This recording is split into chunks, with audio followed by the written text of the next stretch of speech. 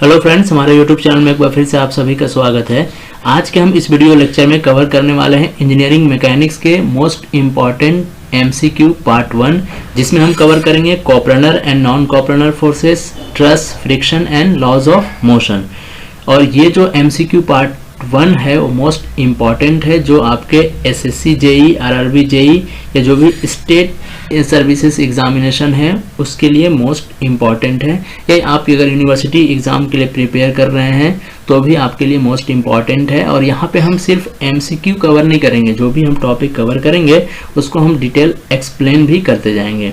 लेकिन वीडियो शुरू करने से पहले अगर आप हमारे चैनल पर नए हैं तो चैनल को सब्सक्राइब कर दीजिए, ताकि ऐसे ही लेटेस्ट वीडियो आपको मिलते रहें।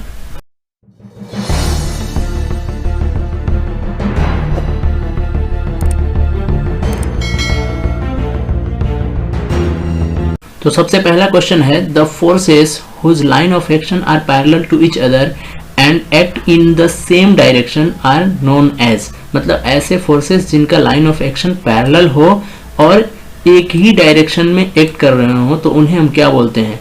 Option first, coplanar concurrent forces, coplanar non concurrent forces, like parallel forces and unlike parallel forces.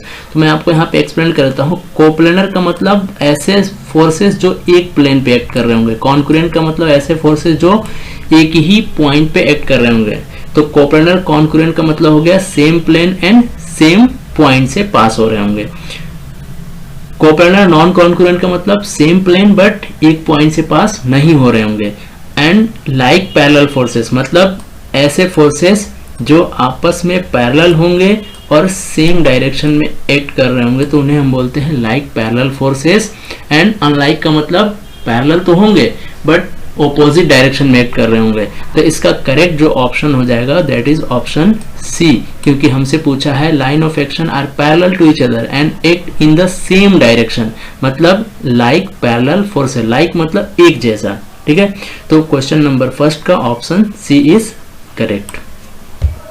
Next question, the resultant of two equal forces P making an angle theta is given by।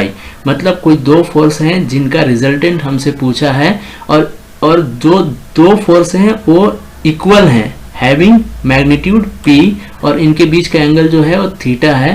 तो resultant कितना होगा? तो हम जानते हैं कि दो forces का रिजल्टेंट हम पैरेललोग्राम लॉ से दिखाते हैं। क्या होता है? रूट ओवर P1 का square root over P1 square plus P2 square. चूंकि P1 और P2 सेम है तो P square plus P square plus 2P1 P2 cos theta, है ना। तो 2P1 P2 cos थीटा। अब चूंकि हमारे पास यहाँ दिया हुआ है एंगल कितना है? थीटा। तो जब इसको सॉल्व करेंगे तो आपके पास जो ऑप्शन आएगा that is 2P cos theta. Option B यहाँ पे करेक्ट हो जाएगा। नेक्स्ट क्वेश्चन है, the angle between two forces when the resultant is maximum and minimum respectively are. मतलब जब दो फोर्सेस हो तो उनके बीच का एंगल क्या होगा? कब? जब रिजल्टेंट, पहला केस क्या है कि रिजल्टेंट मैक्सिमम हो, है ना, और दूसरा केस क्या है कि रिजल्टेंट शुड बी मिनिमम।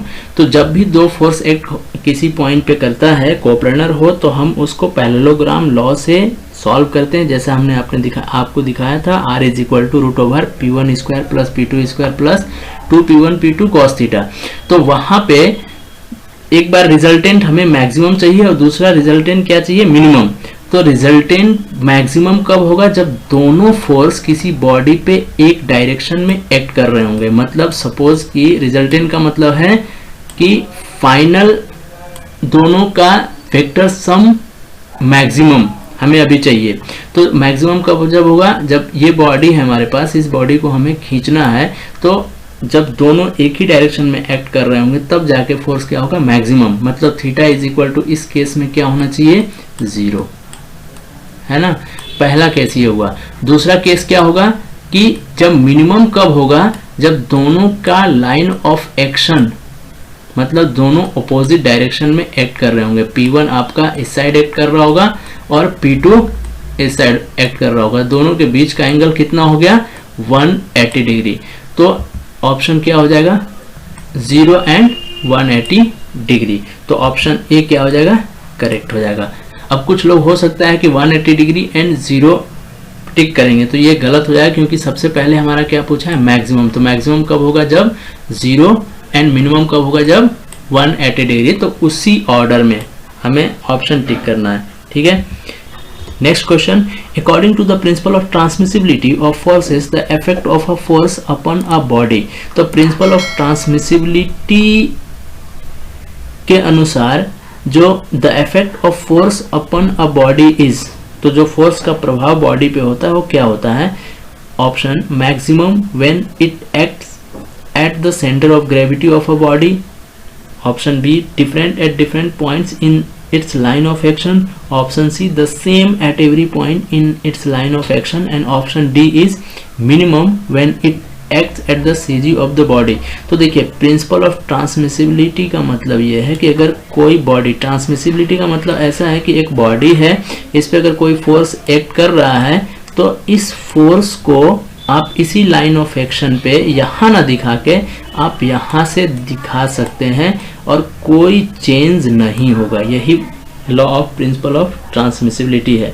तो क्या दिया हुआ है इसमें से ऑप्शन कौन सा है, the same at every point in its line of action. मतलब इस लाइन ऑफ एक्शन पे कहीं भी आप फोर्स P को लगा दीजिए, the effect of force will be same, ठीक है। तो option C will be correct for question number 4. Next question,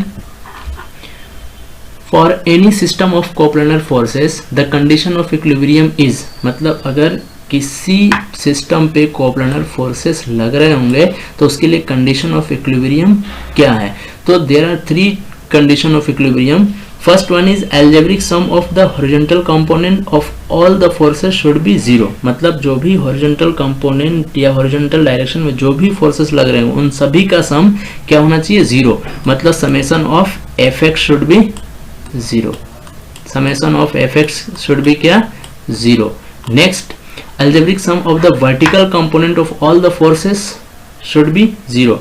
मतलब sum of fy should be 0। Next, algebraic sum of moment of all the forces about any point should be 0। मतलब जो भी moment लग रहे होंगे उस सभी फोर्सेस का algebraic sum of मोमेंट का बीजगणितीय योग कितना होना चाहिए 0।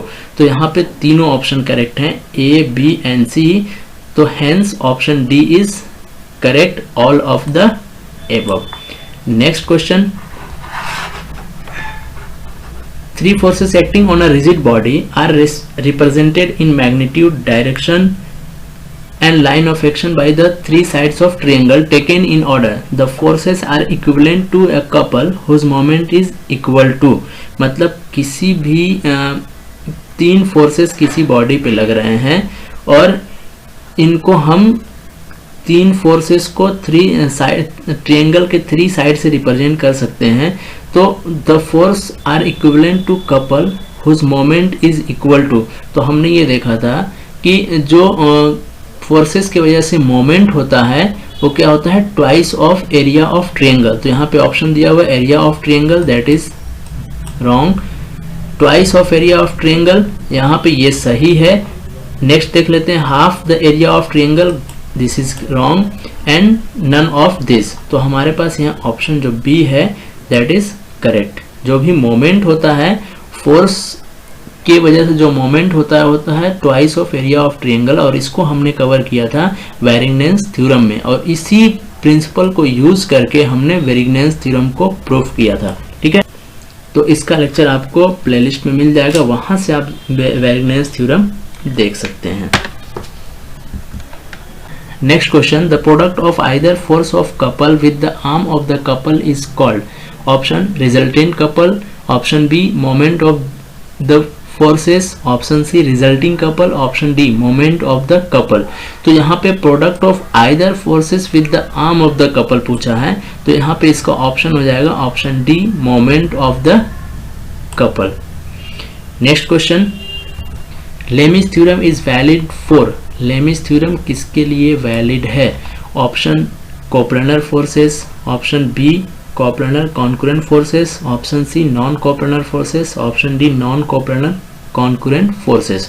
तो लेमिस थ्योरम जो है कोप्लेनर कॉन्करेंट फोर्सेस के लिए वैलिड है। मतलब जब तीन फोर्सेस किसी एक पर्टिकुलर प्लेन और एक ही पॉइंट से पास हो रहे होंगे और तीन फोर्सेस लगने के बाद भी बॉडी इक्विलिब्रियम में होगा, तो उस कंडीशन में हम लेमिस थ्योरम को अप्लाई करते हैं। ठीक है, तो यहाँ पे ऑप्शन बी हमारा करेक्ट हो जाएगा। Next question, a smooth cylinder lying on a fill in the blanks is in neutral equilibrium. मतलब अगर कोई स्मूथ सिलेंडर है तो न्यूट्रल इक्विलिब्रियम में कब होगा? देखिए तीन तरह के इक्विलिब्रियम होता है, एक होता है स्टेबल, दूसरा होता है अनस्टेबल और तीसरा होता है न्यूट्रल इक्विलिब्रियम, है ना। तो स्टेबल का मतलब ये है कि बॉडी जैसे सपोज कि यहाँ पे अगर ऐसा, यहाँ पे अगर हमने बॉडी रख दिया तो ये क्या होगा, यहाँ पे आएगा और थोड़ी देर बाद ये यहाँ से स्लाइड करके यहाँ आएगा, फिर यहाँ आएगा और फिर धीरे धीरे क्या होगा, ये स्टेबल इक्विलिब्रियम में आ जाएगा, है ना। तो ये है स्टेबल। अनस्टेबल कैसा रहेगा? अगर बॉडी कुछ इस टाइप की है।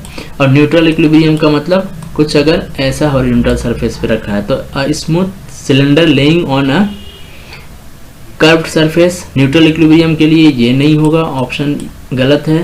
कन्वेक्स सरफेस, ये भी गलत है।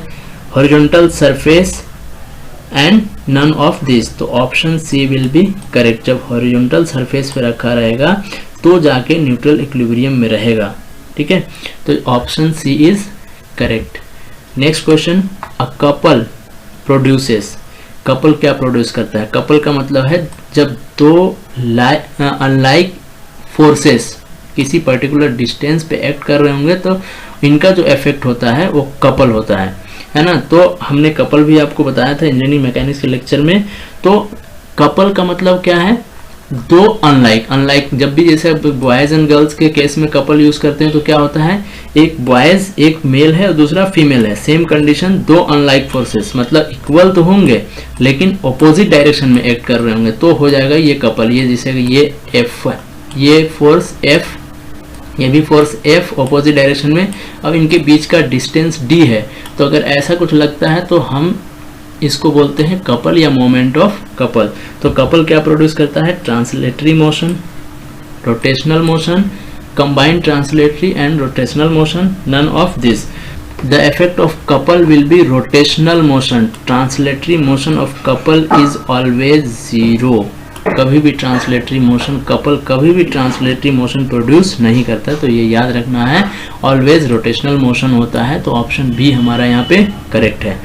Next question, coplanar concurrent forces are those forces which, coplanar concurrent forces. तो देखिए अभी हमने पहले डिस्कस कर लिया था, कोप्लेनर का मतलब सेम प्लेन और कॉन्करेंट का मतलब सेम पॉइंट, मतलब एक ऐसा फोर्स जो सेम प्लेन और सेम पॉइंट से पास हो रहे होंगे। देख लेते हैं option, meet at one point but their line of action do not lie on the same plane, option गलत है। do not meet, ये भी ऑप्शन गलत है। meet at one point and their line of action also lie on the same plane, तो option C हमारा यहाँ देखिए करेक्ट है। Next option do not meet at point, ये भी गलत है। तो ऑप्शन सी हमारा यहाँ पे करेक्ट हो गया। कोप्लेनर और कॉन्करेंट, कोप्लेनर को का मतलब होता है सेम और प्लेनर का मतलब प्लेन, तो सेम प्लेन, को का मतलब सेम, कॉन्करेंट का मतलब पॉइंट, तो सेम प्लेन सेम पॉइंट, तो उसको हम बोलते हैं कोप्लेनर कॉन्करेंट फोर्सेस। तो ऑप्शन सी हमारा करेक्ट है। Next question, according to the law of moments, if a number of coplanar forces acting on a particle are in equilibrium then, मतलब law of moment के हिसाब से अगर कोई coplanar forces किसी पार्टिकल पे लग रहे हैं और पार्टिकल क्या है, इक्विलिब्रियम में है, तो उस कंडीशन में क्या होगा? Option A, their algebraic sum is zero. Next देखते हैं their line of action are at equal distance. Next, the algebraic sum of their moment about any point in their plane is zero. देखिए ये वाला जो है option A, their algebraic sum is zero, तो ये confusion हो सकता है इसमें ए में एंड सी में, लेकिन आपको ध्यान ये देना है कि the algebraic sum of their moment है ना, about any point in their plane is zero, मतलब उसी प्लेन में एल्जेब्रिक सम ऑफ मोमेंट क्या होना चाहिए, जीरो होना चाहिए। तो ये ऑप्शन सी हमारा करेक्ट यहाँ पे है। नेक्स्ट देखते हैं, the algebraic sum of their moment about any point is equal to the moment of their resultant force about the same point. तो हमारा जो प्रिंसिपल ऑफ या लॉ ऑफ मोमेंट है ये है कि the algebraic sum of their moment about any point in their plane is zero, है ना। तो ऑप्शन सी हमारा यहाँ पे करेक्ट हो जाएगा। Next question, according to the principle of moments, principle of moment के अनुसार option, if a system of coplanar forces is in equilibrium then their algebraic sum is zero, नहीं। Option B, if a system of coplanar forces is in equilibrium then the algebraic sum of their moment about any point in their plane is zero. तो same condition है कि अगर if a system of coplanar forces is in equilibrium, मतलब अगर system of coplanar forces equilibrium में होंगे, then algebraic sum of their moment about any point in their plane, ये वाला point in their plane must be zero. तो ये हमारा according to principle of moment होता है। नेक्स्ट है, the algebraic sum of the moment of any two forces about any point, wrong. Any two forces के लिए नहीं कह सकते। Positive and negative couple can be balance, this is also wrong. तो हमारा ऑप्शन जो बी है वो करेक्ट है। Next question, the friction experienced by a body when at rest is known as, मतलब जब बॉडी रेस्ट पे होता है तो उस कंडीशन के जो फ्रिक्शन होता है उसे हम क्या बोलते हैं, static friction, dynamic friction, limiting friction and coefficient of friction. तो जब बॉडी रेस्ट में रहेगा तो उस कंडीशन पे जो फ्रिक्शन लगता है उसे हम बोलते हैं static friction. Option A is correct. Dynamic का मतलब है जब बॉडी मोशन में होगा, है ना, तो उस कंडीशन की जो फ्रिक्शन होगी उसे हम बोलेंगे डायनेमिक फ्रिक्शन। नेक्स्ट क्वेश्चन है, the maximum frictional force which comes into play when a body just begin to slide over another surface is called, मतलब एक प्लेन है उस पे कोई बॉडी रखा हुआ है और इसके ऊपर कोई बॉडी रखा है, या सिंपल सिंगल बॉडी भी मान सकते हैं। तो मैक्सिमम जो फ्रिक्शन फोर्स होता है जब इस प्लेन पे या इस बॉडी के ऊपर दूसरा बॉडी स्लाइड करने से पहले तक का जो फ्रिक्शन फोर्स है, क्योंकि जैसे आप इस पे फोर्स F लगाएंगे तो यहाँ पे इन दोनों के बीच, दोनों सरफेस के बीच में फ्रिक्शन फोर्स लगेगा ऑपोजिट डायरेक्शन में। आप F बढ़ाते जाएंगे, ये भी बढ़ते जाएगा, फ्रिक्शन फोर्स बढ़ता जाएगा। ये तब तक बढ़ेगा जब तक फ्रिक्शन फोर्स कितना हो जाएगा, F is equal to mu R N के बराबर। म्यू आर एन का मतलब है नॉर्मल रिएक्शन, और नॉर्मल रिएक्शन किसके बराबर होगा, mg के बराबर में। ये मैक्सिमम फ्रिक्शन फोर्स आपका होगा म्यू mg। तो इस फ्रिक्शन फोर्स को क्या बोलते हैं, limiting friction, sliding friction, rolling friction, kinematic friction. तो ये जो फ्रिक्शन होता है लिमिटिंग फ्रिक्शन, मतलब लिमिट को क्रॉस करेगा तब जाके बॉडी स्लाइड करना स्टार्ट करेगा। ठीक है, तो ऑप्शन ए हो गया हमारा करेक्ट। स्लाइडिंग का मतलब जब बॉडी स्लाइड करता हो, रोलिंग का मतलब जब बॉडी रोलिंग करता होगा उस कंडीशन के फ्रिक्शन, एंड काइनेमेटिक का मतलब बॉडी जब मोशन में होगा। ठीक है, तो ऑप्शन हमारा यहाँ पे ए करेक्ट है। Next question, the coefficient of friction depends upon, coefficient of friction किस पे डिपेंड करता है, most important question. Nature of surface, area of contact, shape of the surface, all of the above. तो यहाँ पे बहुत confusion होता है बच्चों को, जो मोस्टली बच्चे गलत करके आते हैं वो एरिया ऑफ कांटेक्ट पे लगा देते हैं। तो एरिया ऑफ कांटेक्ट पे कोएफिशिएंट ऑफ फ्रिक्शन कभी भी डिपेंड नहीं करता है, हमेशा नेचर ऑफ सरफेस पे डिपेंड करता है। तो ऑप्शन ए हमारा यहाँ पे करेक्ट है। Next question, a block of mass m1 placed on a inclined smooth plane is connected by a tight string passing over a smooth pulley to a mass m2 which moves vertically downward as shown in the below figure. The tension in the string is, मतलब हमारे पास दो मास है m1, दो body है जिसका मास है m1 and m2। ये एक स्ट्रिंग के द्वारा कनेक्टेड है इंक्लाइन प्लेन पे, देखिए, और जो एंगल ऑफ इंक्लिनेशन है प्लेन का वो है अल्फा। तो यहाँ पे क्या दिया हुआ है कि इन दोनों बॉडी जो स्ट्रिंग से कनेक्टेड है उनके बीच में टेंशन आएगा, तो मैक्सिमम क्या दिया हुआ है, the tension in the string, मतलब आपको इस स्ट्रिंग में कितना टेंशन आएगा T, वो आपको फाइंड आउट करना है। तो जब इसको आप सॉल्व करेंगे तो आपके पास जो ऑप्शन आएगा that will be M1 M2 G plus into 1 plus sine alpha by M1 plus M2। तो यहाँ पे जो ऑप्शन D है वो करेक्ट है। Next question, which one of the following statement is not correct? Option, the tangent of the angle of friction is equal to the coefficient of friction, ये correct है। the angle of repose is equal to angle of friction, ये भी correct है। the tangent of the angle of repose is equal to the coefficient of friction, ये भी सही है। the sine of the angle of repose is, that is wrong। ये हमारा क्या पूछा था, which one of the following statement is not correct, मतलब सही कौन सा नहीं है, तो हमारा जो D है that is not correct। ठीक है। Next question, the skidding away of the vehicle on a level circular path can be avoided if the force of friction between the wheels and the ground is, मतलब जो भी है vehicle है, कोई vehicle है circular path पे चल रहा है तो उसको स्किड करने से कैसे बचाया जा सकता है। तो यहाँ पे क्या दिया हुआ है, avoided if the force of friction between the wheels and ground is, जो फोर्स ऑफ फ्रिक्शन है व्हील और ग्राउंड के बीच में वो क्या होना चाहिए, less than the centrifugal force, less than होगा तो स्किड से हम नहीं बचा सकते, तो ये ऑप्शन गलत है।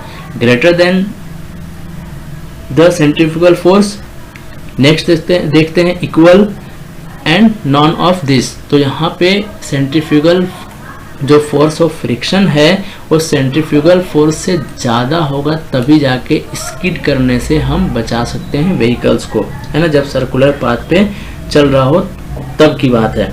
तो ऑप्शन बी क्या होगा, करेक्ट है यहाँ पे।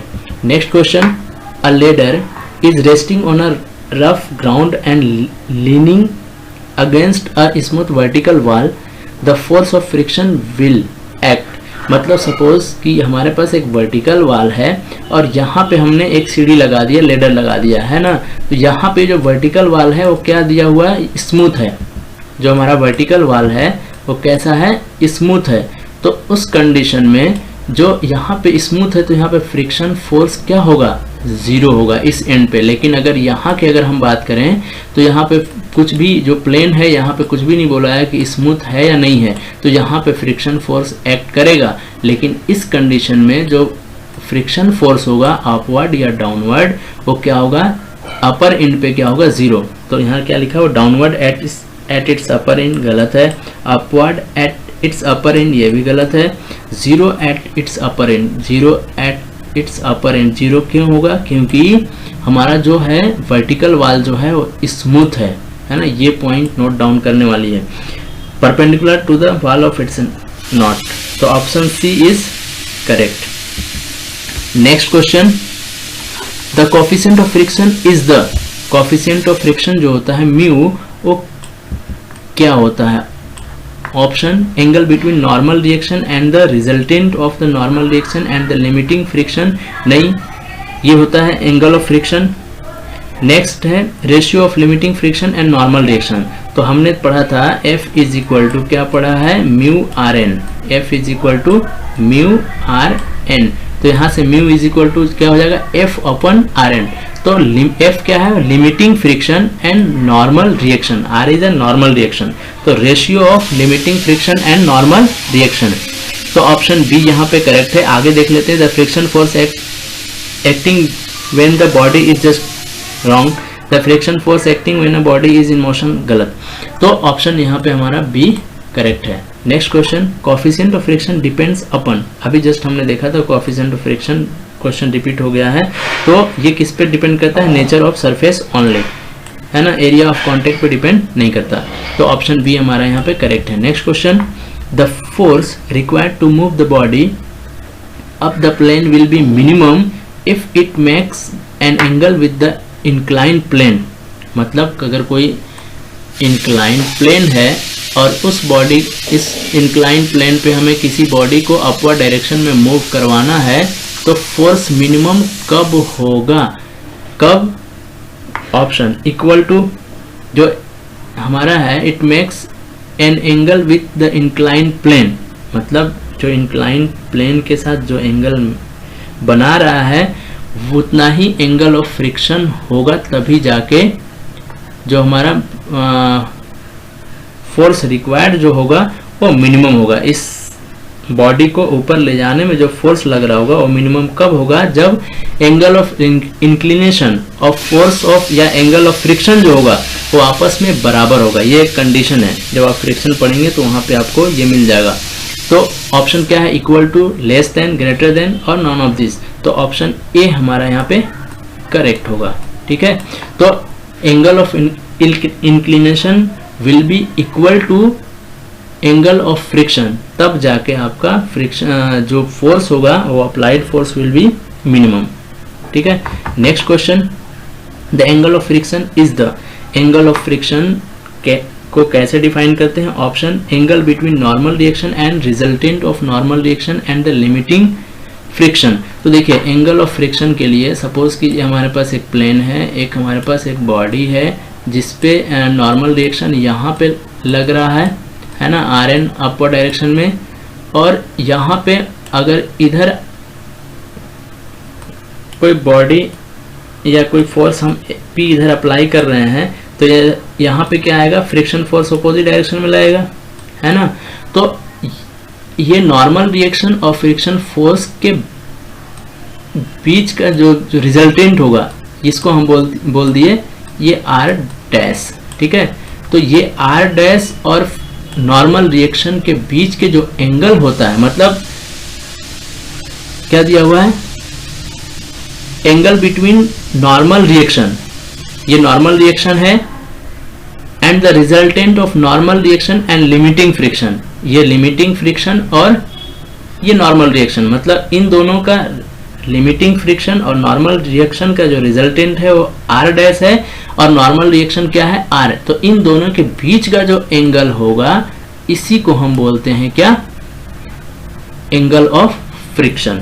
तो एंगल बिटवीन नॉर्मल रिएक्शन मतलब ये, and the resultant of normal reaction and limiting friction. तो resultant of normal reaction and resultant limiting friction is R dash. तो इन दोनों के बीच का एंगल क्या होगा? थीटा, और इसी को हम बोलते हैं एंगल ऑफ फ्रिक्शन। थीटा बोल सकते हैं, अल्फा बोल सकते हैं, अलग अलग टेक्स्ट बुक में अलग अलग इसको डिनोट करते हैं। ठीक है, तो ऑप्शन हमारा यहाँ पे ए करेक्ट है। रेशियो ऑफ लिमिटिंग फ्रिक्शन नहीं, इसको तो आप कोएफिशिएंट ऑफ फ्रिक्शन बोलते हैं। C, the ratio of minimum friction force to the wrong, the ratio of minimum friction, this is also wrong. तो ऑप्शन ए हमारा यहाँ पे करेक्ट है।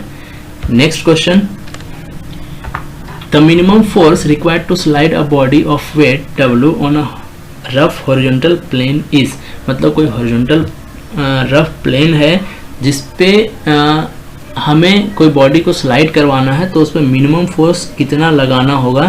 तो ऑप्शन क्या है? W sin theta, W cos theta, W tan theta and non of this. तो यहाँ पे ऑप्शन सी इज करेक्ट। जब आप इसको सॉल्व करेंगे, एक प्लेन हमारा रहेगा और यहाँ पे एक बॉडी रहेगा, है ना। इस कंडीशन में यहाँ पे हम लगाते हैं एक P और जो इंक्लिनेशन होता है थीटा।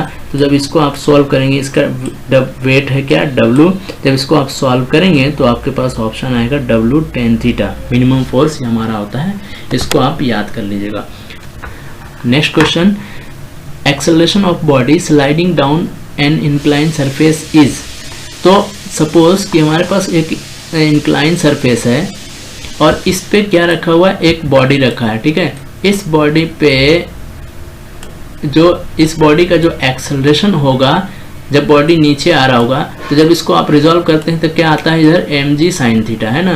तो ये mg sin थीटा की वजह से ही तो बॉडी नीचे आता है, और इधर जो आता है यहाँ पे ये एक ऐसे हो गया, और यहाँ पे जो आता है वो क्या होता है? mg cos theta.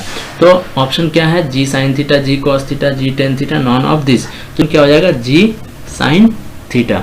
तो ऑप्शन ए हमारा यहाँ पे करेक्ट हो जाएगा। ठीक है, एक्चुअली होना चाहिए mg sin theta, but m हमने मान लिया m इज इक्वल टू 1, तो हो गया यहाँ पे g sin थीटा। ठीक है, next question, the slope on the road surface generally provided on the curve is known as, मतलब जहाँ भी रोड के कर्व पे जो स्लोप प्रोवाइड किया जाता है उसे हम क्या बोलते हैं, angle of friction, angle of repose, angle of baking and non of this.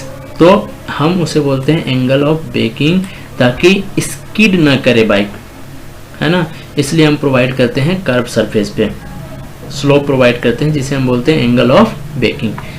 Next question, if a number of forces acting at a point their resultant is given by, तो किसी पॉइंट पे नंबर ऑफ फोर्सेस लग रहे होंगे तो उनका resultant कैसे दिखाते हैं, sum of V vertical forces का whole square plus sum of horizontal forces का होल स्क्वायर। गलत, option B root over sum of vertical forces का whole square plus sum of horizontal forces का होल स्क्वायर। तो ये हमारा option B correct है। बाकी option C also incorrect, option D is also incorrect. तो यहाँ पे 28 का option B is correct. Next question, the possible loading in various members of framed structure are, जो भी ट्रस होते हैं उन पे पॉसिबल लोडिंग क्या होता है। तो जब हम ट्रस पढ़ते हैं तो उसमें कुछ एजम्पशंस होते हैं कि ऑप्शन यहाँ पे क्या दिया हुआ है, कंप्रेशन और टेंशन। तो एजम्पशंस क्या होते हैं कि जो भी लोड होते हैं वो लोड का जो नेचर होगा either it will be compression और टेंशन, ठीक है। और लोड जो होता है वो जॉइंट पे ही एक्ट करते हैं, कहीं आपका बीच में इन बिटवीन जॉइंट के बीच में कभी भी लोड एक्ट नहीं करता। तो ये एजम्पशंस है कुछ। तो जो पॉसिबल लोडिंग होता है वो ट्रस के वेरियस मेंबर में वो क्या होगा, कंप्रेशन और टेंशन होता है। शियर नहीं आता, शियर एक्ट नहीं करता, बकलिंग नहीं आता, और बेंडिंग इफेक्ट भी नेग्लेक्ट करके हम चलते हैं, क्योंकि जो फोर्सेस लगते हैं वो कंप्रेशन और टेंशन लगते हैं और वो जॉइंट पे ही एक्ट करते हैं, है ना। तो ये कुछ एजम्पशंस हैं। तो पॉसिबल लोडिंग क्या हो जाएगा, कंप्रेशन और टेंशन, ठीक है। क्योंकि आपने अगर ट्रस में रिएक्शन ट्रस जो होगा उसमें आपने अगर मेंबर में फोर्सेस फाइंड की होगी तो हम नेचर दिखाते हैं क्या, टेंशन जिसके लिए प्लस दिखाते थे और कंप्रेशन जिसके लिए हम माइनस दिखाते थे, है ना। तो दो ही तरह के लोड आते हैं, कंप्रेशन एंड टेंशन। तो ऑप्शन ए हमारा यहाँ पे करेक्ट है। Next question, a framed structure is perfect if the number of members are m is equal to 2j minus 3 where j is the number of joint। तो हम किसी भी structure या किसी भी ट्रस को परफेक्ट कब बोलते हैं, जब नंबर ऑफ मेंबर जो होना चाहिए m is equal to 2j minus 3, ठीक है। तो m is equal to 2j where m is a number of member and j is a number of joint. तो ऑप्शन क्या है, equal to, less than, greater than and none of this. तो equal to option A है correct. और अगर less और greater हो गया तो वो हो जाएगा इम्परफेक्ट फ्रेम, ठीक है। Next question, the force induced in the string A B due to the load W as shown in the below figure is, मतलब हमारे पास एक ट्रस है जिसमें W लोड एक्ट कर रहा है यहाँ पे, और ये एंगल क्या है, ये स्ट्रिंग है। इस स्ट्रिंग का जो इंक्लिनेशन हुआ थीटा, तो आपसे पूछ रहा है कि इस स्ट्रिंग में भैया टेंशन तो आएगा, क्योंकि जब टेंशन रहेगा तभी तो ये वेट इस कंडीशन में लगेगा, नहीं तो अदरवाइज अगर यहाँ पे टेंशन, अगर सपोज कि ये स्ट्रिंग नहीं होता तो ये वेट हो सकता है कि इस मेंबर को कुछ इस तरह से लेके आ जाता है या बेंडिंग हो जाता है, ठीक है। तो इस टेंशन या इस स्ट्रिंग की वजह से ये इक्विलिब्रियम कंडीशन में है। तो आपसे पूछ रहा है कि टेंशन यहाँ पे कितना हो जाएगा। तो इसको जब आप सॉल्व करेंगे यहाँ पे क्या हो जाएगा, अपवर्ड डायरेक्शन में क्या हो जाएगा, टी साइन थीटा, और इधर आ जाएगा टी कॉस थीटा। यहाँ पे आप क्या लगा दीजिए, इक्विलिब्रियम कंडीशन लगा दीजिए। तो जब इसको आप सॉल्व करेंगे तो टी इज इक्वल टू हो जाएगा W कॉसेक थीटा, ठीक है। तो ऑप्शन क्या है, डी यहाँ पे करेक्ट होगा, साइन थीटा नहीं होगा, W कॉस थीटा नहीं, W कॉसेक, यहाँ पे W सेक थीटा भी नहीं होगा। ऑप्शन क्या हो जाएगा, W कॉसेक थीटा, ठीक है, where W is a weight of the object. Next question, in determining stress in a frame by method of section, the frame is divided into two parts by an imaginary section drawn in such a way as not to cut more than। देखिए, जब हम इस truss या frame को जब solve करते हैं तो दो मेथड होता है सॉल्व करने का, जो मेंबर में हम फोर्स फाइंड आउट करने का दो मेथड है। पहला होता है मेथड ऑफ ज्वाइंट और दूसरा होता है मेथड ऑफ सेक्शन। ठीक है, तो मेथड ऑफ ज्वाइंट का मतलब हम एक पर्टिकुलर पहले रिएक्शन फाइंड आउट कर लेते हैं, फिर हम पर्टिकुलर पॉइंट को या ज्वाइंट को कंसिडर करते हैं और उस ज्वाइंट से जितने भी मेंबर पास हो रहे होंगे, जैसे सपोज कि ये है एक पॉइंट है या ज्वाइंट है, इस पहले पॉइंट को या ज्वाइंट को कंसिडर करेंगे और इस ज्वाइंट से जितने फोर्सेस पास हो रहे होंगे, जो भी मेंबर पास हो रहे होंगे, तो उस मेंबर में हम फोर्सेस की वैल्यू फाइंड आउट करेंगे, इसमें फाइंड आउट करेंगे, इसमें फाइंड आउट करेंगे। लेकिन स्टार्ट वहां से करते हैं जहां पे जिस पॉइंट पे दो फोर्सेस अननोन हो, क्योंकि इस पॉइंट पे आप इक्विलिब्रियम कंडीशन दो ही लगा सकते हैं, summation of F X is equal to 0 और summation of F Y is equal to 0। Summation of moment क्या हो जाएगा, वो तो 0 रहेगा, कॉन्करेंट, क्योंकि कॉन्करेंट फोर्सेस है। तो स्टार्ट वहां से करते हैं जहां पे सिर्फ और सिर्फ दो फोर्सेस की वैल्यू अननोन हो। तो हम क्या बात कर रहे थे कि जो ट्रस है उसको सॉल्व करने का, ट्रस के मेंबर में फोर्स फाइंड आउट करने का दो मेथड है, एक है मेथड ऑफ ज्वाइंट और दूसरा है मेथड ऑफ सेक्शन। तो मेथड ऑफ ज्वाइंट में हम ज्वाइंट को कंसिडर करते हैं, जबकि मेथड ऑफ सेक्शन में क्या करते हैं कि बहुत लंबा ट्रस है हमारा, तो उस ट्रस को, पूरे ट्रस को, जैसे सपोज कि हमारे पास कुछ इस टाइप का ट्रस है, यहाँ से ऐसे आ गया, ये ऐसे आ गया, ये पूरा ट्रस है यहाँ पे कनेक्टेड है।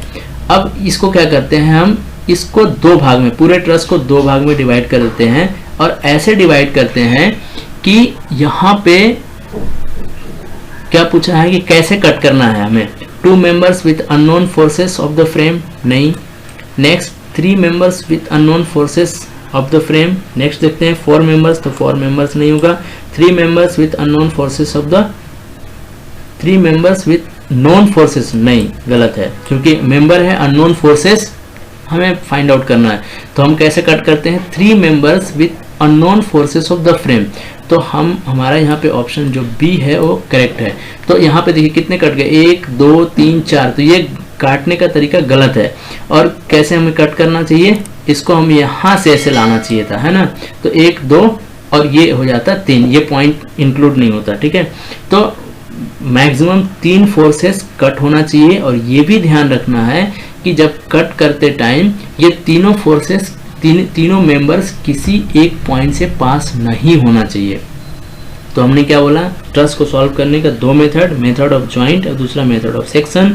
ज्वाइंट में पर्टिकुलर ज्वाइंट को कंसिडर करेंगे और मेथड ऑफ सेक्शन में पूरे ट्रस को दो भाग में डिवाइड कर देंगे, एक इमेजिनरी सेक्शन कटिंग सेक्शन से, और इमेजिनरी जो कटिंग सेक्शन होगा या जो इमेजिनरी लाइन होगा वो ऐसे पास होना चाहिए कि 3 अननोन मेंबर्स को कट करे और तीनों अननोन मेंबर्स किसी एक ही पॉइंट से पास नहीं होना चाहिए। ठीक है, तो ऑप्शन बी हमारा यहाँ पे करेक्ट है। Next question, the potential energy of a vertically raised body is, fill in the blanks, the kinetic energy of a vertical falling body equal to, less than, greater than, none of this. तो potential energy of vertically raised body is, मतलब किसी body को आप h height तक उठाते हैं तो उसके पास जो एनर्जी होती है वो पोटेंशियल एनर्जी होती है,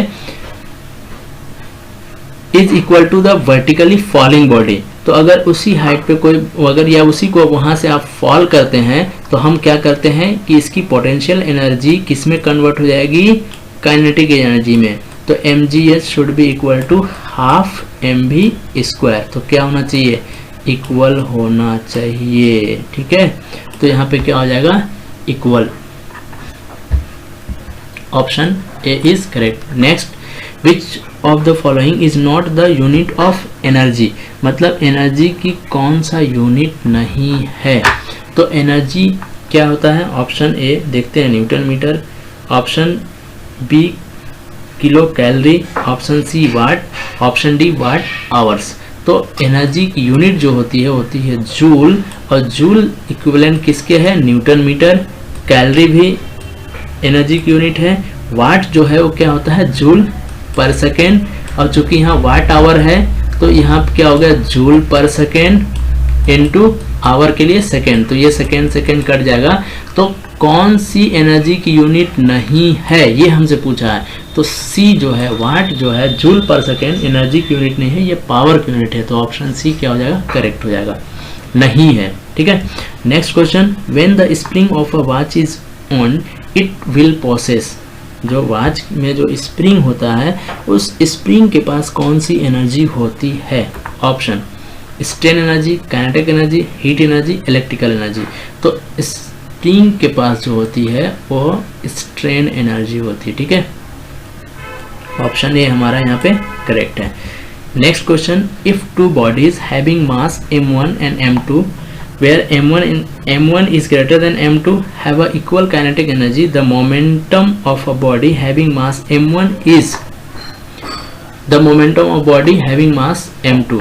तो देखिए हमारे पास दो बॉडीज हैं, जिन दो बॉडी का मास पहले का m1 है, दूसरे का m2 है, और यहाँ पे क्या दिया हुआ m1 ज़्यादा है, m2 कम है। तो क्या होगा, किस बॉडी के पास ज़्यादा मोमेंटम होगा? तो मोमेंटम हमने ये पढ़ा है p मोमेंटम को हम डिनोट किससे करते हैं? p से, और p इज इक्वल टू क्या होता है? p is equal to m v, यही है। तो भाई सिंपल सी कॉन्सेप्ट है यहाँ पे कि p is directly proportional to m and v। तो जिस बॉडी का मास जितना ज़्यादा होगा उतना ज़्यादा उस बॉडी के पास मोमेंटम होगा। तो the momentum of body having mass m1 is equal to less than greater than none of this. तो बॉडी जो मोमेंटम है वो बॉडी फर्स्ट के पास ज़्यादा होगा, तो will be greater than that of body 2, ठीक है। तो ऑप्शन सी यहाँ पे करेक्ट होगा। Next question, the velocity of a body on reaching the ground from a height h is, ठीक है। जैसे अभी हमने देखा था कि हमारे पास कोई बॉडी है, एक ग्राउंड है, ये ग्राउंड से h हाइट पे हमारे पास कोई बॉडी है। तो इस बॉडी के पास अभी कौन सी एनर्जी होगी? Potential energy. जैसे आप इसको छोड़ेंगे तो ये पोटेंशियल एनर्जी किस में कन्वर्ट होगा? काइनेटिक एनर्जी में। तो जब h हाइट पे कोई बॉडी है तो ग्राउंड को टच करने से पहले या ग्राउंड को जब ये टच करेगा या पहुंचेगा उस कंडीशन पे उसकी वेलोसिटी कितनी होगी? तो आपको क्या करना है, सिंपली mgh जो होगा पोटेंशियल एनर्जी किसके बराबर होगा? हाफ mv² के बराबर होगा, ठीक है। तो यहाँ से जब आप इसको सॉल्व करेंगे हाफ mv² तो m यहाँ से कैंसिल आउट हो गया, है ना। तो v इज इक्वल टू क्या हो जाएगा? √2gh। तो ऑप्शन कौन सा है? 2√gh, गलत, √gh, ऑप्शन सी 2√2gh। तो यहाँ पे ऑप्शन सी हमारा करेक्ट है। तो कितनी वेलोसिटी हो जाएगी? √2gh, option C is correct. Next question, a particle moves along a straight line such that distance x travels in t second is given by x is equal to t square minus t square into t minus 4. The acceleration of particles will be given by the equation. तो देखिए हमारे पास जो x है वो distance है और कितना दिया हुआ है, ये हो गया मल्टीप्लाई जब आप करेंगे तो क्या हो जाएगा? x इज इक्वल टू हो जाएगा t का क्यूब माइनस 4t स्क्वायर। तो जब ये क्या दिया हुआ है हमारे पास? डिस्टेंस दिया हुआ है या डिस्प्लेसमेंट दिया हुआ है, ठीक है। तो x is equal to T cube minus 4t square. तो वेलोसिटी इसकी क्या हो जाएगी? हम इस x को, डिस्प्लेसमेंट को, वेलोसिटी क्या होता है? Change in displacement with respect to time. तो हम इसको क्या करेंगे? क्या कर देंगे? dx/dt, मतलब इसको हम डिफ्रेंशिएट कर देंगे किसके? टाइम के रिस्पेक्ट में। तो क्या होगा? 3t स्क्वायर माइनस 8t, ठीक है। तो ये हो गया वेलोसिटी। अब एक बार इसको और डिफ्रेंशिएट करेंगे तो कितना हो जाएगा? 6t minus 8। तो ऑप्शन यहाँ पे हमारा क्या हो जाएगा? ऑप्शन सी करेक्ट हो जाएगा।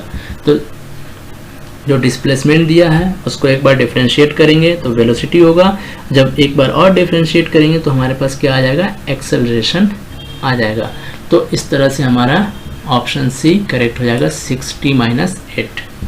Next question, when two elastic bodies collide with each other, जब दो इलास्टिक बॉडी आपस में कोलाइड करते हैं, then the two bodies will momentarily come to rest after collision, मतलब कोलिजन के बाद दोनों बॉडी रेस्ट में आ जाएंगे। the two bodies tend to compress and deform at the surface of contact. Simple सी बात है कि जब दो बॉडी आपस में, ये एक बॉडी था दूसरा बॉडी था, ये जब आपस में कोलाइड करेगा तो कुछ ना कुछ डिफॉर्मेशन होगा, ठीक है। और कोलाइड करने के बाद कुछ टाइम बाद ये रेस्ट में भी आएगा, तो ये भी ऑप्शन सही है, ये भी ऑप्शन सही है। The two bodies begin to regain their original shape. जब कोलाइड करने से पहले जैसा शेप था वैसा ये डिफॉर्म, कोलाइड के टाइम तो डिफॉर्म हुआ, बट आफ्टर कोलिजन ये जब सेपरेट होंगे तो ओरिजिनल शेप में आने की कोशिश करेंगे। क्यों करेंगे? क्योंकि ये कैसा कोलिजन है, इलास्टिक बॉडीज है या इलास्टिक कोलिजन है। तो ये भी ऑप्शन सही है, तो option D is correct, all of the above, ठीक है। Next question, if u1 and u2 are the velocities of two moving bodies in the same direction before impact, and v1 and v2 are their velocity after impact, then coefficient of restitution is given by, मतलब दो body है जिसकी velocity initial velocity u1 and u2 है, after collision इनकी velocity हो जाती है v1 and v2। तो हमसे पूछा है कोफिशिएंट ऑफ रेस्टिट्यूशंस, जिसको हम दिखाते हैं म्यू से, और कोफिशिएंट ऑफ रेस्टिट्यूशन जो होता है वो velocity of, it is the ratio of velocity of separation to the velocity of approach. तो हमारा यहाँ पे ऑप्शन कौन सा, वेलोसिटी ऑफ सेपरेशन का मतलब ये है कि इनिशियल वेलोसिटी इनका क्या था u1 एंड u2, और फाइनल वेलोसिटी क्या हो गया v1 एंड v2। तो v2 माइनस v1 अपन u1 माइनस u2, तो ऑप्शन बी हमारा ये करेक्ट हो जाएगा, ठीक है।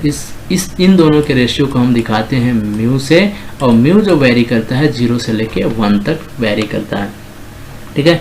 Next question, the coefficient of restitutions for inelastic body is. तो यहाँ पे देखिए कोफिशिएंट ऑफ रेस्टिट्यूशंस किसके लिए, inelastic body. Inelastic body का मतलब है ये बॉडी, दो बॉडी था और ये कोलाइड किया, कोलाइड करने के बाद ये दोनों आपस में ही सटे रह गए, मतलब वेलोसिटी ऑफ सेपरेशन क्या हो जाएगा, इस केस में क्या हो जाएगा 0। तो यहाँ पे ये वाला वैल्यू क्या हो गया 0 अपन समथिंग, मतलब 0 डिवाइडेड बाई कुछ भी, तो क्या हो जाएगा 0 हो जाएगा। तो इन इलास्टिक बॉडी के लिए जो कोफिशिएंट ऑफ रेस्टिट्यूशंस होता है वो क्या होता है 0 होता है, 1 बिटवीन 0 एंड 1, मोर देन 1 नहीं। ये तीनों ऑप्शंस गलत हैं, option A is correct. Next question, the maximum height of a projectile on a horizontal plane is. तो देखिए जब हम प्रोजेक्टाइल पढ़ते हैं तो यहाँ पे 3 फॉर्मूले इंपॉर्टेंट है आपके। पहला तो है टाइम ऑफ फ्लाइट का, है ना, और दूसरा जो है रेंज, और तीसरा जो है हाइट ऑफ फ्लाइट। तो हमसे क्या पूछा है, the maximum height of a projectile on a horizontal plane is, option u square sine square alpha upon 2g u square cos square. तो ये कॉस वाला नहीं होता है, u square sine square alpha upon g गलत है, u square cos square, तो cos वाला कट कर दीजिए। अब अगर दो में कंफ्यूजन है तो याद रखिए जो h होता है, हाइट जो होता है u square sine square upon 2g होता है, ठीक है।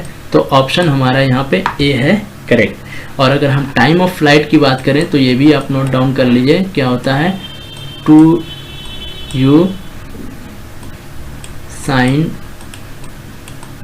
अल्फा बाई जी, ठीक है। और रेंज की अगर हम बात करें तो क्या होता है u square sine 2 alpha by g, ठीक है। तो रेंज हो गया, टाइम ऑफ फ्लाइट हो गया, रेंज ऑफ फ्लाइट हो गया, और ये हाइट ऑफ फ्लाइट हो गया। Next question, 2 balls of equal mass and of perfectly elastic material are laying on the floor. One of the balls with velocity v is made to strike the second ball. Both the ball after impact will move with a velocity. मतलब एक floor है जिसपे 2 ball हैं और दोनों कैसे हैं, perfectly elastic हैं, ठीक है। और एक क्या होता है, एक बॉल इससे आके टकराता है, उसकी वेलोसिटी क्या है v। तो आपसे पूछ रहा है कि टकराने के बाद both the balls after impact will move with a velocity, मतलब जो दोनों बॉल होंगे वो टकराने के बाद किस वेलोसिटी से मूव करेंगे। तो यहाँ पे आप कंजर्वेशन ऑफ मोमेंटम लगा देंगे, तो यहाँ से आपको आ जाएगा, मिलेगा क्या, ऑप्शन देखते हैं, v/2, c v/4 and v/8। तो ऑप्शन आ जाएगा v/2। और ये कैसे आएगा, तो बिफोर कोलिजन का जो मोमेंटम जो होगा वो क्या हो जाएगा, क्योंकि एक बॉडी रेस्ट में है तो m और दूसरी बॉडी के पास वेलोसिटी क्या था, v, तो mv इज इक्वल टू क्या हो जाएगा, हम देखते हैं यहाँ पे दोनों का मास सेम है, इक्वल मास दिया है, तो mv is equal to m v dash common velocity plus या mv1, तो चूंकि both the ball after impact will move with a velocity, तो mv1 प्लस mv2, ठीक है। तो चूंकि यहाँ से m और m कैंसिल आउट हो जाएगा और ये v डैश और जो कॉमन वेलोसिटी से मूव करेंगे तो v डैश या v1 is equal to v2 हो जाएगा, तो यहाँ 2v1 हो जाएगा, तो यहाँ पे v1 इज इक्वल टू क्या हो जाएगा, v/2। तो इस तरह से आपका v/2 करेक्ट हो जाएगा। Next question, 1 joule is equal to, अभी देखा था हमने जूल किसकी एनर्जी है, जूल किसकी यूनिट है, एनर्जी की यूनिट है ना। तो 1 जूल किसके बराबर होगा, 0.1 न्यूटन मीटर, गलत। 1 न्यूटन मीटर ये सही है आपका, 10 newton metre and 100 newton metre ये दोनों गलत है, तो ऑप्शन सी हमारा करेक्ट है, 1 newton metre is equal to 1 joule, ठीक है। Next question, 1 kg force is equal to, 1 kg force का मतलब, जैसे हम फोर्स की बात करते हैं जब नॉर्मल रिएक्शन देखते हैं तो F इज इक्वल टू क्या हो जाता है, mg, या W इज इक्वल टू क्या हो जाता है आपका, mg, जो ये है वेट जो है वो ग्रेविटेशनल फोर्स है। तो मास अगर 1 यूनिट हो गया तो g की वैल्यू कितनी होगी, 9.8 न्यूटन। तो 1 kg is equal to 1 kg force, 1 kg का मतलब मास 1 हो गया, अब फोर्स कितना हो जाएगा, 9.8 न्यूटन, है ना। तो 7.8, 8.9 ये दोनों गलत है, ये भी गलत है, ऑप्शन सी आपका करेक्ट हो जाएगा, 9.8 newton. Next question, when a body falls freely under gravitational force it possess weight, अगर कोई भी बॉडी ग्रेविटेशनल फोर्स की वजह से फ्रीली फॉल कर रहा है तो उसका वेट कितना होगा, most important, option A, no weight, minimum, maximum and none of this. तो देखिए फ्रीली फॉल कर रहा है अंडर ग्रेविटेशनल फोर्स तो उस बॉडी का वेट क्या हो जाएगा, 0 हो जाएगा या वेटलेस हो जाएगा, तो ऑप्शन ए करेक्ट हो जाएगा, no weight. Next question, the motion of a wheel of a car is, जो कार का जो व्हील होता है उस व्हील के पास कैसा मोशन होता है, purely translation, purely rotation, combined translation and rotation. तो देखिए जो कार का जो व्हील होता है आप देखते हैं कि ये कार का व्हील प्योरली ट्रांसलेशन कब होता है, जब ये रोटेट नहीं करता, ये आगे बढ़ता है ना, तो ये तो गलत हो गया। प्योरली रोटेशनल कब होता है, जब ये आगे नहीं बढ़ता, यहीं पर रोटेट करता रहता, तो ये भी गलत हो गया। कंबाइंड ट्रांसलेशन एंड रोटेशन, क्योंकि ये आगे ऐसे आगे बढ़ता भी है और रोटेट भी करता है, तो एक तो ट्रांसलेटरी मोशन भी हो गया और दूसरा रोटेशनल मोशन हो गया, तो कंबाइंड होता है, जिसको हम बोलते हैं जनरल प्लेन मोशन, ठीक है। तो ऑप्शन सी हमारा यहाँ पे करेक्ट हो जाएगा। Next question, the range of a projectile is maximum when the angle of projection is, जो रेंज होगा प्रोजेक्टाइल का वो मैक्सिमम कब होगा, जब अभी हमने देखा था कि जो रेंज होता है वो क्या होता है, हमने अभी बताया था आपको u square up into sine 2 alpha, है ना, 2 अल्फा बाई जी। तो ये रेंज मैक्सिमम कब होगा, जब अल्फा की वैल्यू कितनी हो जाएगी, ये वाला वैल्यू साइन 2 अल्फा की वैल्यू कितनी हो जाएगी, 1 होगा। तो 2 अल्फा, अल्फा जब 45 डिग्री होगा तो साइन 90 की वैल्यू कितनी होती है, 1। तो यहाँ पे ऑप्शन बी जो है करेक्ट है, 45 डिग्री, 30 गलत, 60 गलत एंड 90 इज ऑल्सो रॉन्ग, तो ऑप्शन सी हमारा करेक्ट हो जाएगा। नेक्स्ट क्वेश्चन है, tension in the cable supporting a lift is more when the lift is moving, option upward, downward, horizontal and non of this. देखिए horizontal तो move करता ही नहीं है, तो जैसे हमारे पास लिफ्ट है, ये लिफ्ट है, आपने देखा होगा कि लिफ्ट में क्या होता है, यहाँ पे केबल लगी रहती है, ये केबल अगर लिफ्ट आपका ऊपर जा रहा है तो केबल आपका कहाँ आता है, नीचे आता है, तो इस केबल में टेंशन, ठीक है, या यहाँ पे जो केबल होगा उसमें टेंशन अपवर्ड डायरेक्शन में होगा। तो हमसे क्या पूछ रहा है कि tension in the cable supporting a lift is more, मतलब इस स्ट्रिंग में है ना, या इस केबल में टेंशन ज़्यादा कब होगा, जब लिफ्ट नीचे आएगा तब, या जब लिफ्ट ऊपर जाएगा तब। तो देखिए जब लिफ्ट नीचे आता है तो उस कंडीशन में ग्रेविटेशनल फोर्स इसको नीचे लेके आता है ना, और जब ग्रेविटेशन के इफेक्ट इस पे काम करता है और ग्रेविटेशनल फोर्स इसको सपोर्ट करता है। अब जब लिफ्ट ऊपर जाता है तो वो जाता है अगेंस्ट ग्रेविटेशन। तो इस कंडीशन में जो फोर्स होता है यहाँ पे G प्लस ए हो जाता है और यहाँ पे G माइनस ए हो जाएगा। तो टेंशन ज़्यादा कब होगा, जब अपवर्ड डायरेक्शन में मूव कर रहा होगा। ठीक है, तो ऑप्शन ए हमारा करेक्ट हो जाएगा। Next, in the shown figure the tension T in the string will be, मतलब ये हमारे पास एक स्मूथलेस व्हील है ना, उस पे दो मासेस हैं M1 और M2 जो स्ट्रिंग से कनेक्टेड हैं। तो आपसे पूछा है कि इस स्ट्रिंग में टेंशन कितना होगा। ठीक है, तो यहाँ पे ऑप्शन देखते हैं M1 M2 into G by M1 plus M2। ठीक है, नेक्स्ट है 2 M1 M2 G upon M1 plus M2, और यहाँ पे है M1 plus M2 by M1 M2 G and D M1 plus M2 by 2 M1 M2 G। जब इसको आप सॉल्व करेंगे तो क्या आएगा, ऑप्शन बी यहाँ पे करेक्ट होगा, 2 M1 M2 into G by M1 plus M2। तो यहाँ पे जो हमारा ऑप्शन बी है वो करेक्ट ऑप्शन है। तो ये था आज का हमारा लेक्चर। अगर लेक्चर में कहीं भी डाउट होता है तो आप कमेंट करके बता सकते हैं, क्योंकि यहाँ पे कुछ चीज़ें सॉल्व करने वाली थी उसको मैंने सॉल्व नहीं किया है। अगर फिर भी डाउट होता है तो कमेंट में आप बताएं, आपको वहाँ से आपको सॉल्यूशन मिल जाएगा। या आप हमारे टेलीग्राम चैनल को ज्वाइन कर सकते हैं अख्तर एकेडमी, वहाँ से भी इसका सॉल्यूशन आपको मिल जाएगा। और अगर वीडियो आपको पसंद आता है तो लाइक करें, सब्सक्राइब करें, दोस्तों के साथ शेयर करें। Thank you very much for watching.